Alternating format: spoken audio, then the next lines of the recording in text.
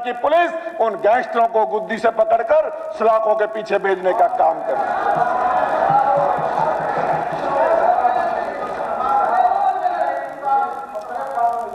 एक सेकंड,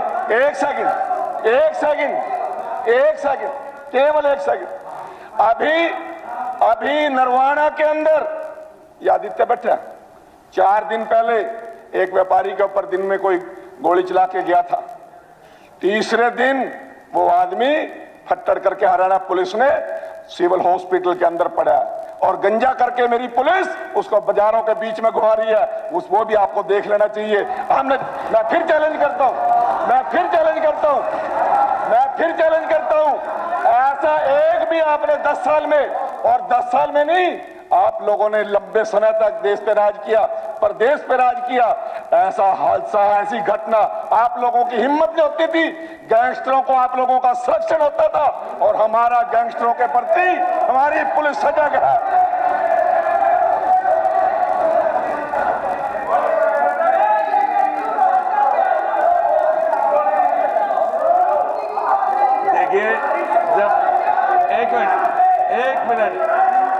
देखिए जब स्पीकर सर, आप बोलिए। स्पीकर सर, उपाध्यक्ष जी,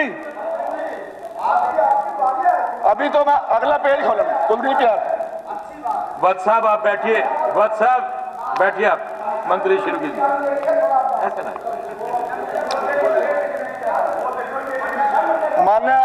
मान्य डिप्टी स्पीकर सर, मैं फिर निवेदन करूंगा कि चुटकने चढ़ा ले बाजेंगे। आप बोलिए। आपसे एक मिनट बैठिए। डांगी जी बैठिए प्लीज। आप जब वो बोल रहे थे, एक मिनट बस प्लीज, ऐसे ना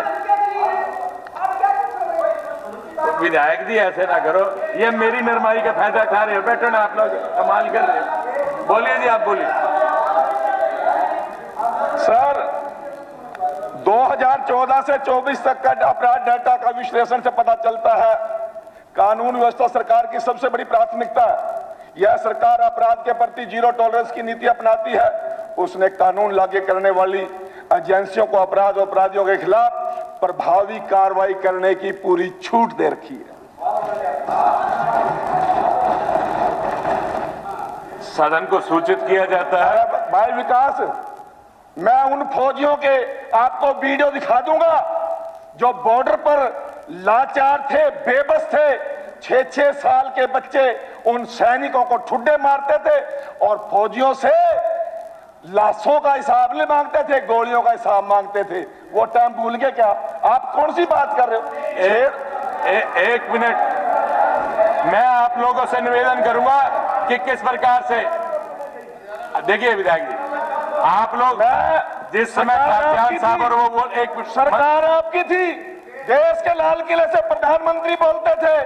मंत्री जी, एक मिनट, एक तो समय क्यों करें? सदन का समय 1.5 घंटे के लिए और बढ़ाया जाता है जी। हाँ जी मंत्री जी, फिर वो नहीं,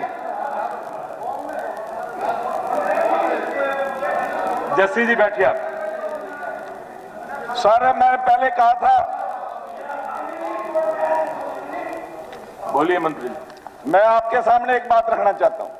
हरियाणा पुलिस का पूरा मनोबल बढ़ा हुआ है और अपराधियों का और अपराधियों को संरक्षण देने वालों का मनोबल घटा हुआ है। ये मैं फक्र के साथ कहता हूं। मेरे मुख्यमंत्री का ये लीडरशिप है, हमारे पुलिस के प्रमुख की ये लीडरशिप है कि हरियाणा पुलिस दोषियों को बख्श नहीं रही, दोषियों का लिहाज नहीं कर रही, दोषियों को जेल की सलाखों के पीछे लेकर जाने का काम कर रही है। 2014 से 24 तक अपराध डाटा के विश्लेषण से पता चलता है अपराधों में काफी कमी आई है।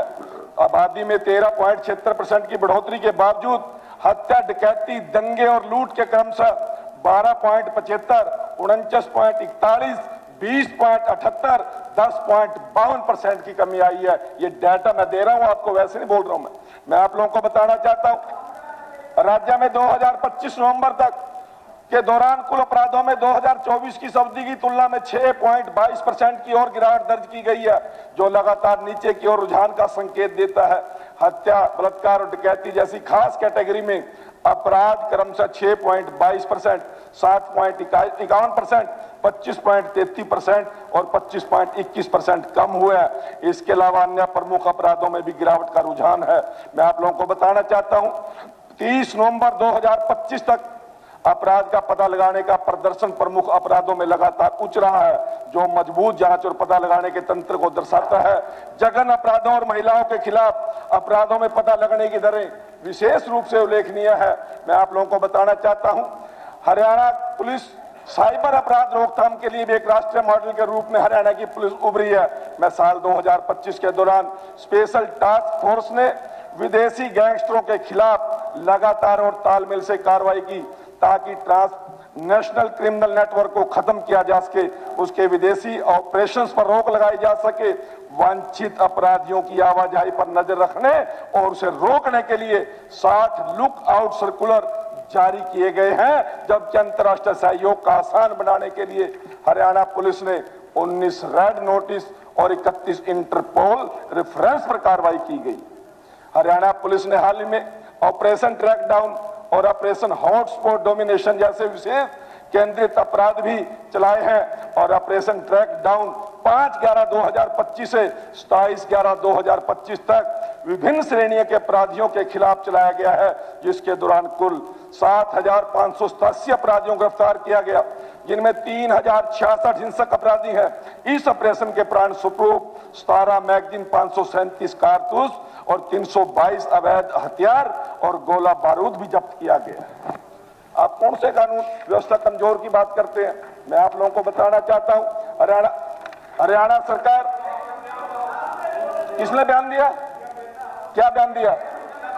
सीएम ने यही बयान दिया कि अपराधियों के साथ कोई ढील नहीं और अपराधियों को संरक्षण देने वालों को भी अंदर ठोकेंगे, छोड़ देंगे नहीं।